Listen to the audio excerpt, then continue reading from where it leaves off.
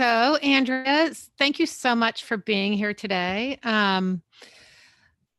So how we've been doing this is just we kind of let you free flow with your story, and then as things come up, maybe throw some questions your way. If anything, if that works for you.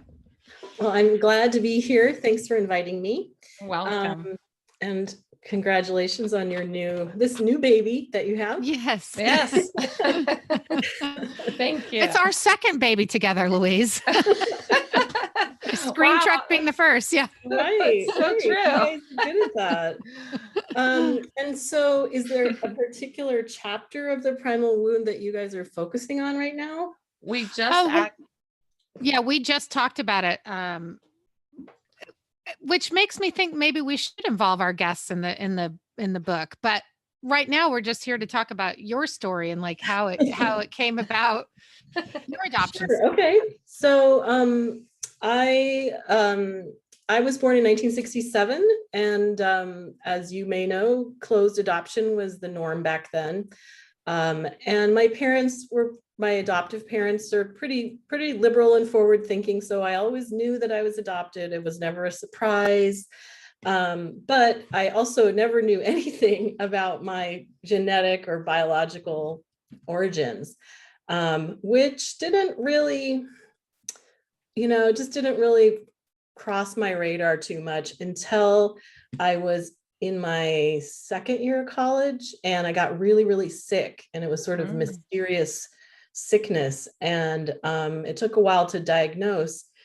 And I thought, oh my God, like this could be anything. And I have no idea whether my body's a ticking time bomb or, it was like an awakening.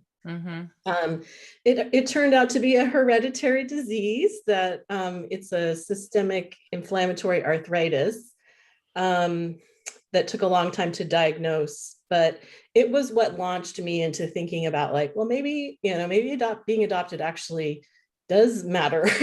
And so I initially called the adoption agency that handled my adoption and asked them, if they could give me any information. And they were only able to give me my non-identifying information, which is definitely an adoption term that most adoptees are familiar with. It was, 3 typed pages that were extracted from whatever special secret records they had. And it was thrilling on one hand to me to see finally like, oh, my birth mom was fully of Norwegian extraction. So I'm half Norwegian. Like I had absolutely no idea. I mean, I'm obviously white, like Northern European, like that was, right. But like, so it was thrilling to find out some things that made my birth family seem a little bit more real, but it was also kind of a gut punch because I was like, this is what I get, 3 typewritten pages. Like I'm 20 years old. Like this is not okay with me all of a sudden. And so I started thinking that I needed to know more. And I did a little bit of research, which was hard back in the dark ages before the internet. I can't even imagine. Yeah, right. Lots of phone calls and phone books and stuff like that. Yeah. But I found out that I was born in Colorado, and I found out that they had they're really strict. They are. I was born in Colorado as well. Oh, really? Wow. Very strict. Yes. Yes. So I tried to petition the court by telling them I had this disease that I needed to find out more about. And they're like, nope, sorry. Wow. And I even got, my adoptive parents' blessing, and we all sent letters, and they're like, nope, sorry. But there is this thing called the confidential intermediary service, where you can pay $500 and we let an independent searcher look through your secret special files that nobody else gets to see and try to track down whoever you want to, find. And I was a little corrupt. I actually think that's how they went through it for me. It's so crazy. It's like a money thing. It made me really angry. It made me, I was, maybe 23 or something by that time. And I was like, wait a minute, I have to pay and I was 23 and I was working for $8 an hour or something. Like $500 was a lot of money. Yes. And I'm like, but that's my information. And it really, really, really made me angry. Yeah. And to add insult to injury, if whomever they did find, if they found them, there was no guarantee. If they found them, in this case, I was going to ask them to look for my birth mother. If my birth mother decided she didn't want to be found when she was contacted, they would say, okay, and like close it all up. And it would be as if it were never opened. I would get zero information except that my birth mother had rejected me for the second time. Right. And I could not stomach that. So I was like, screw you. And I decided to go all MacGyver and just did like this DIY search, like snooping around archives and libraries and traveling to places where I thought my birth mother might have gone to school. And oh, wow. I thought my birth dad might have, started a business based on my dumb 3 pages of probably mostly lies in identifying information. And, I made little inroads here and there, but not a lot. And I did that, kind of poked my head in and out of this scary research thing intermittently for about a decade. Wow. Because it was really hard for me to do. It took a lot of guts that I didn't have at the time. And so I would do a little bit and then I'd pull back and then do a little bit more and pull back. And then at that exact time, I also was working as a backcountry guide. And which is what your book's about, actually. Right. Yeah. So strangely, those 2 decades actually, those 2 situations or activities overlapped with each other almost exactly. Like the decade I spent working outside and the decade I spent searching for my birth parents. So I thought, that's interesting.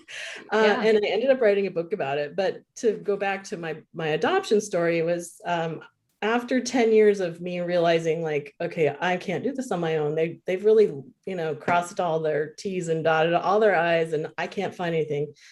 So I plugged my nose and paid the $500 stupid dollars to the confidential intermediary service. And they found my birth mother in a week. Wow. It was that fast. Yes, super fast. And then I felt really dumb for wasting all that time. Well, maybe it was the process you had to go through. Yes, I think I did need the process. And the right that time that time I was 33 years old. I mean, like I was a completely different person. That's so interesting because Sarah and I both our biological families, when we met with them, I was 32, she was 32, you were 33. Oh, wow. We're all born in the same years. I mean, it's interesting. Yeah. For me, it was like right after I got married and we were starting to think about having kids. I think that apparently that's a big time for adoptees to kind of bring up that stuff. So I was like, okay, I'm average in this way. So I lucked out and my birth mom did want to be found. And so eventually all of the paperwork and red tape got handled, and I was put in touch with her and I called her on the phone, and wow. And it was pretty surreal. And of course I wanted to, I had so many questions. I wanted to know why I was the way I was. I wanted to look like her or her kids or, whomever. And I did not get that satisfaction. I don't really look like her. I don't act like her. Wow, that's interesting. Yeah. So that I was like, wow, well, and how did I get to be the way I am? I didn't have that, like, I have found you moment, where I'm like, now I understand exactly why, my eye twitches on the left or whatever, but nonetheless, it filled an empty spot that was just really painful. CF, the primal wound, but just in a different way than I thought it would. We talk about that, how there's that you don't even know it when you're, like you said, when you're a kid, you go through your life, but there is something like the glue that's between the fabric or Yeah. whatever it is. Yeah. Yeah. It's interesting. Kind of like scratching an itch you didn't know you had or something. Exactly. Are you still in touch with her? Your biological Yeah, mom? so we've been in reunion for about 20 years now. Wow.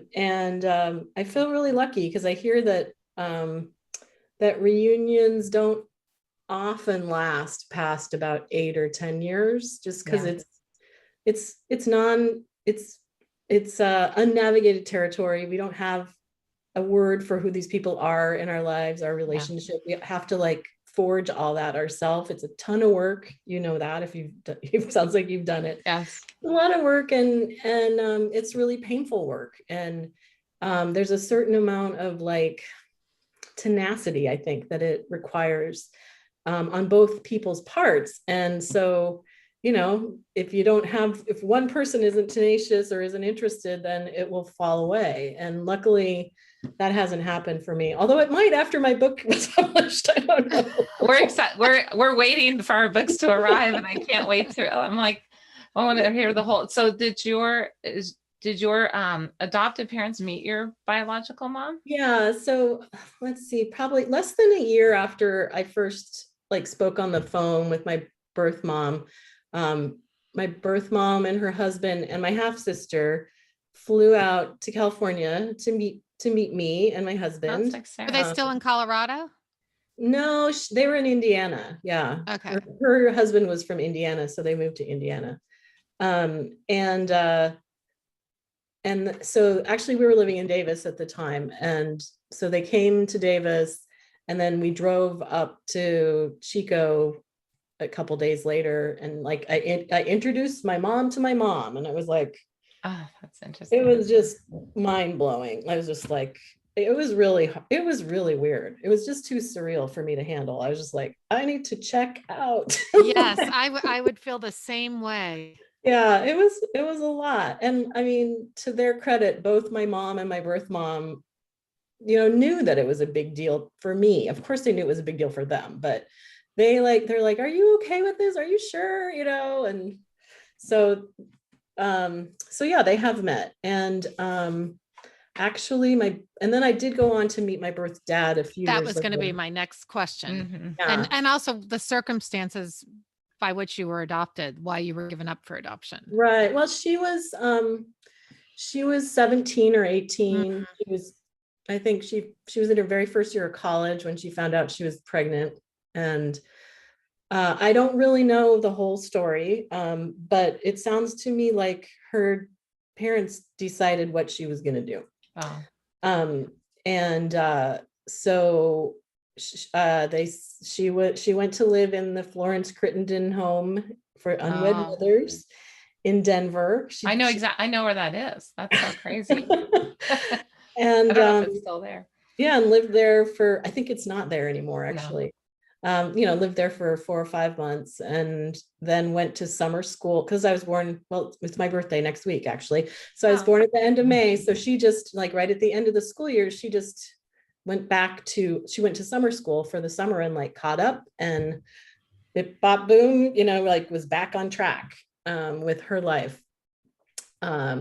So that was, and she had been dating, I guess, my birth dad for a while, but he also got somebody else pregnant. Oh, that's like my family. Really? Oh my gosh. Very similar. So, yeah. So he had to marry the other girl because she got pregnant first, I guess. Oh. And I shouldn't be laughing. It's not funny. Well, I mean, they're young people. Now that we have our own children, you're like, oh, well, they're very young. I mean, yeah, exactly. Like mistakes were made, right? So he got married young to the other pregnant girl. And so I had a sibling who was almost my exact age. wow. Which I thought was really, you know, when I learned that actually in my non-identifying information. And that was also mind-blowing. Like, wow. I mean, I assumed I probably had half siblings out there somewhere, but not one who was born, you know, 2 months earlier than me. So Have you met that sibling or your? yeah, Okay. yeah. So eventually my birth mom gave me my birth dad's name. And when you have a name, it's a lot easier to find a person. Yes. If you don't have a name. So I found him really easily. And he too was happy to be found, although he said he didn't know I existed. Was that true? I don't know. My birth mom says, oh, no, he came with me to get the test done. So somebody's having some selective memory. Yeah. Which, makes sense to me. It's like all of that is just, that's a whole lot to handle if you're 18 or 20 years old. Yeah. It is. So anyway, so he was happy he had 2 sons born to him. And so he was stoked to have a daughter. Aw. And I am a little bit more like him. Like we're both really into the outdoors and, stuff like that. Although, he's more of like the hunter fisherman kind of person. And I'm more like the not hunter fisherman. Yeah. The hiker appreciation. Yeah. But we do share, like, I've gone hiking with him and stuff.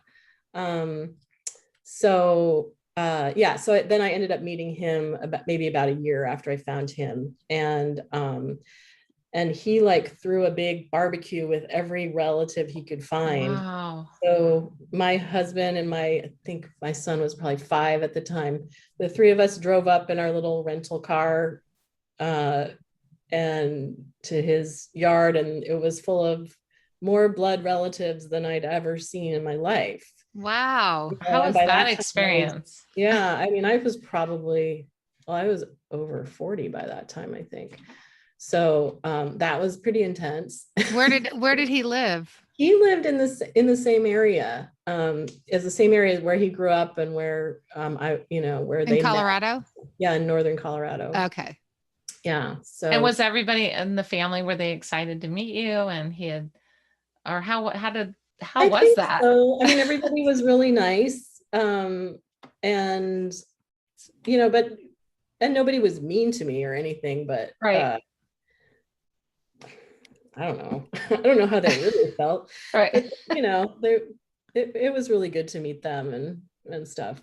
Was he still married to the same woman? No, as you might guess, that marriage did not last long. Figured, but you never know. They're so young.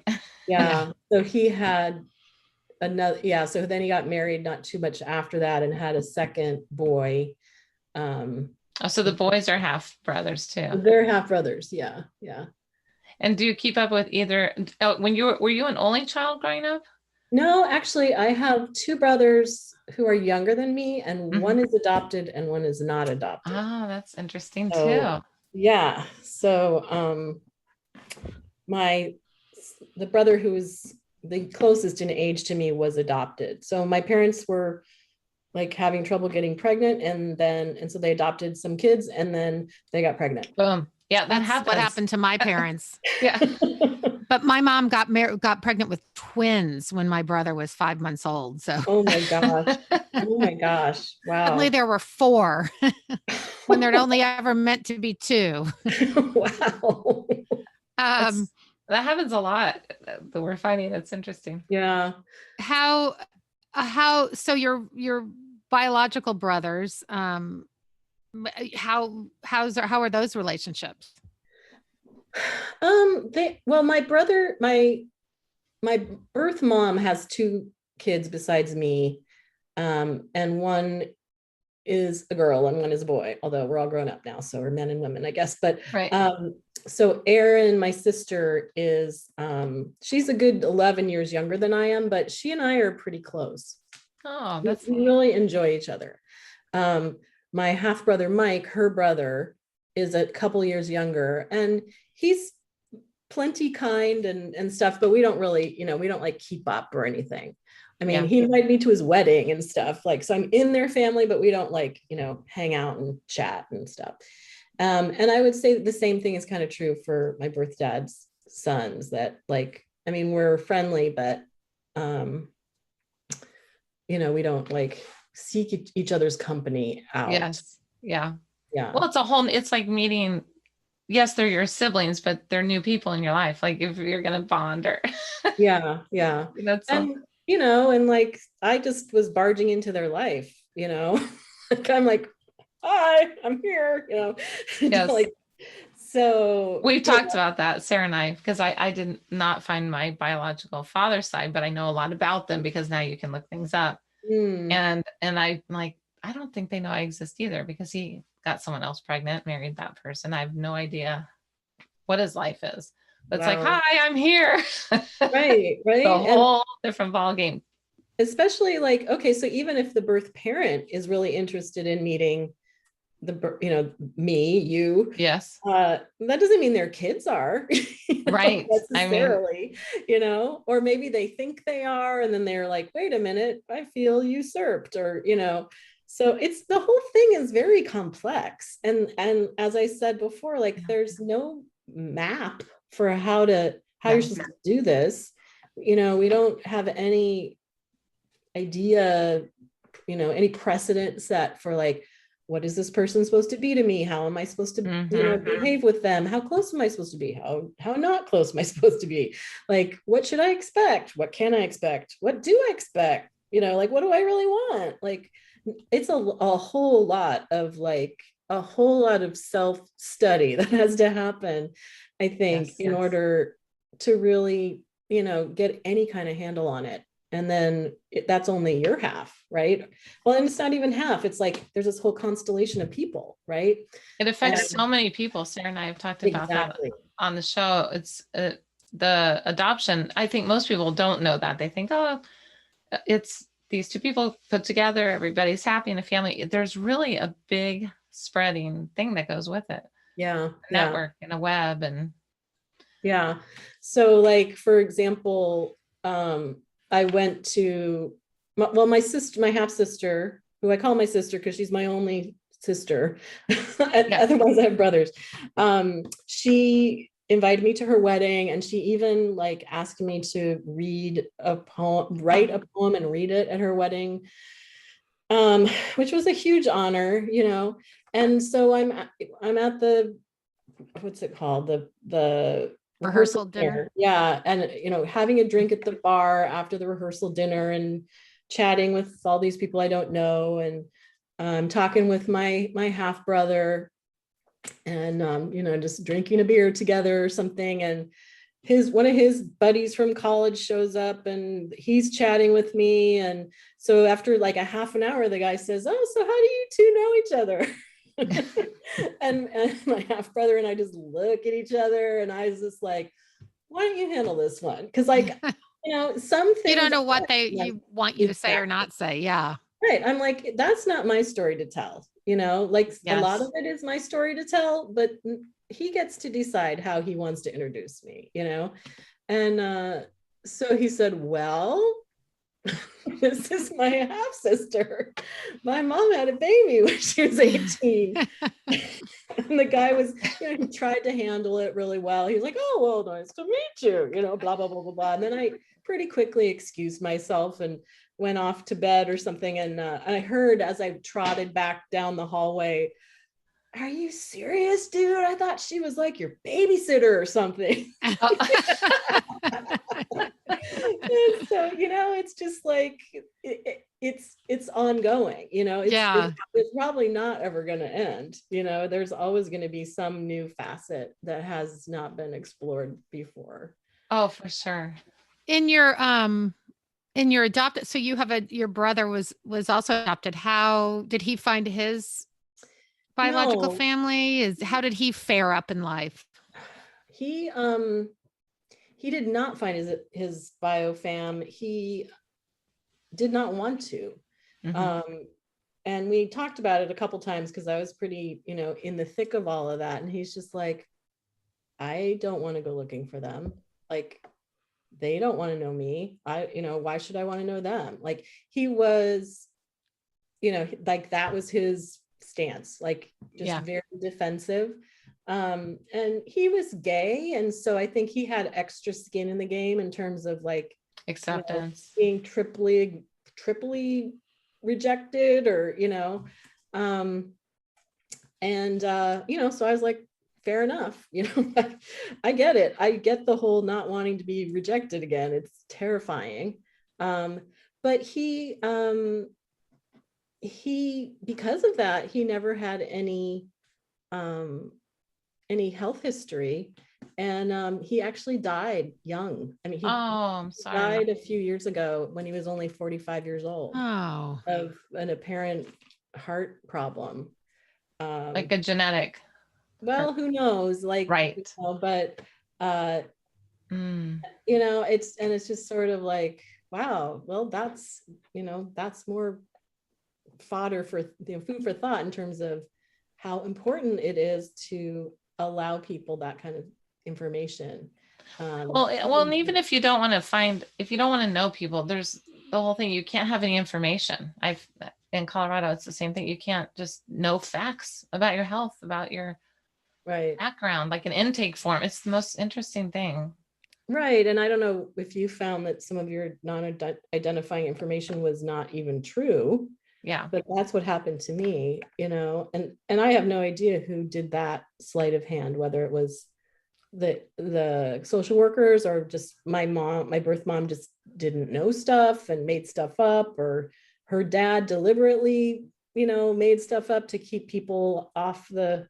I was going to say, it might be someone protecting her, like not wanting her to be tracked down. Yeah, totally. Because she was so young. Right. So even when we do get information, it's not necessarily true, but there's no way to know whether it is or not. So it's just, I ended up not having that information, but I had my mother, my mom who raised me, she knew things that they told her. Some turned out to be true. Some were completely wacko. I think the social worker just wanted to tell her things, The social workers were very integral. I mean, it was the social worker and the adoption agency, closed adoption, Colorado. Nobody knows anything else, Right. And she tried to take notes, and from what she knew, some turned out okay. And then some was like, that's just out of left field. None of that was real.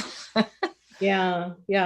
Well, apparently it's kind of a thing. I mean, I've done a lot of reading about adoption over the years, and it seems to be a thing to falsify information, partly to, sometimes to keep people off the trail of whoever's involved, but sometimes because, they wanted to make the adopted or, adoptable child more adoptable. I was just going to say that, exaggerating the. Yes. My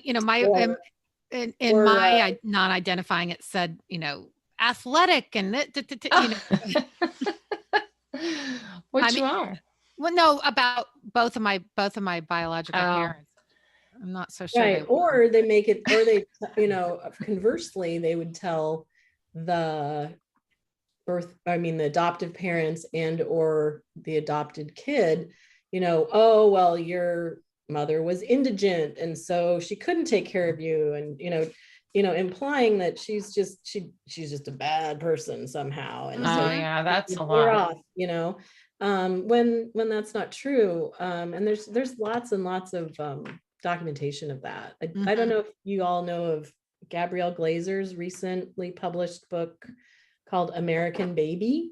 Oh, someone I just talked about this. Yes. I mentioned it in your my article. Yes. Article. Yeah. Saw that. It's really good. And she's not directly, involved in adoption. She's not part of the constellation, as we say. But she's a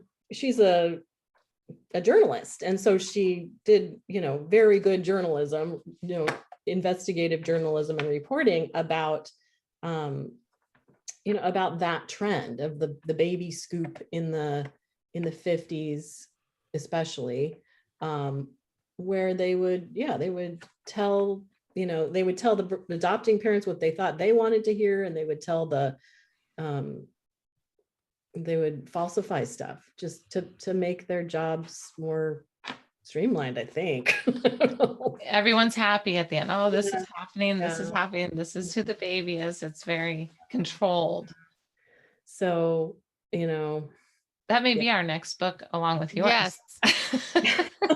There's a lot of good books out there. Yes, and there are. Yeah, and I actually contacted Gabrielle Glazer as soon as I read it. Her book came out like a month or two before mine did, and I read it, just voraciously. It's very well written and well researched. And I was like, thank you for writing this. It's very good, and it provides so much context for people who are trying to tell their stories, like me.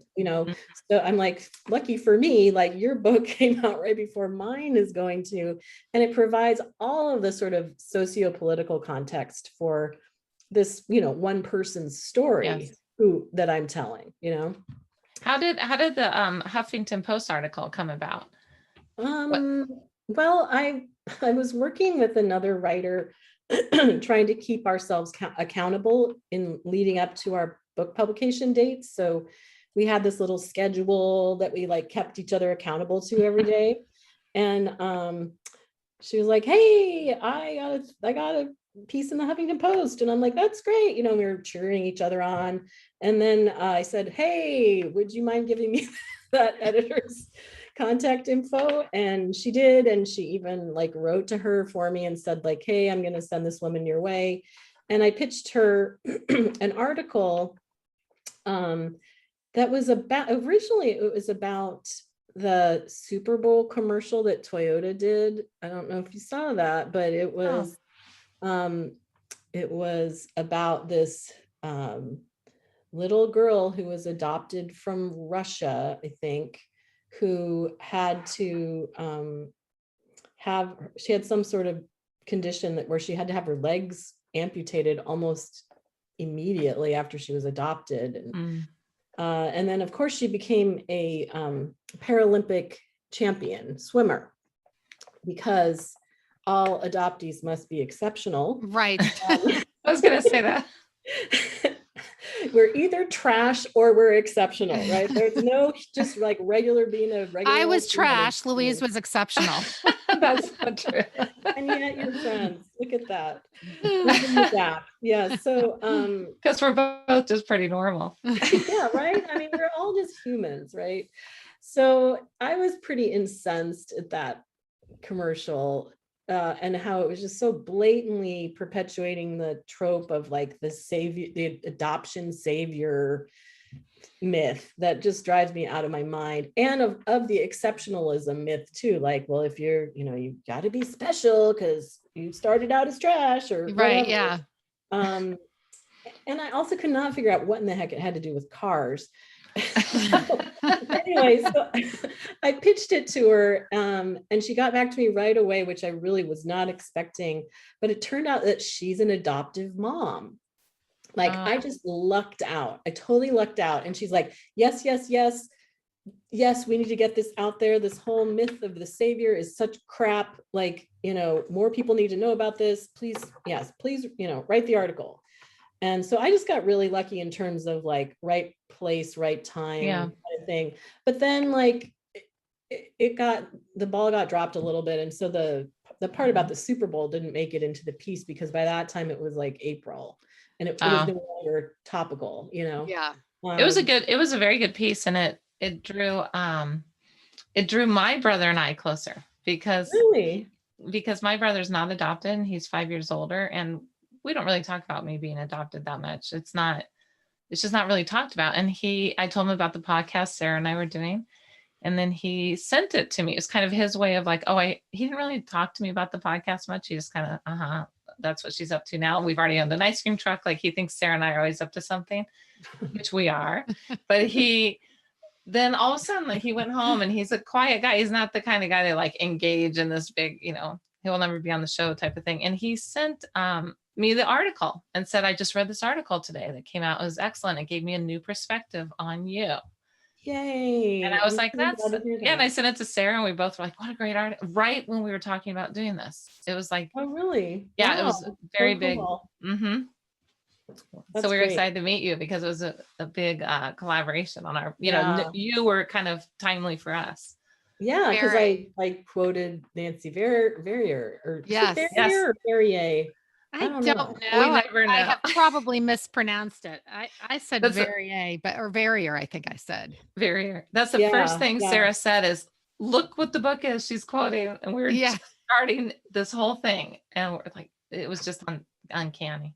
Yeah. Well, that book was really important to me.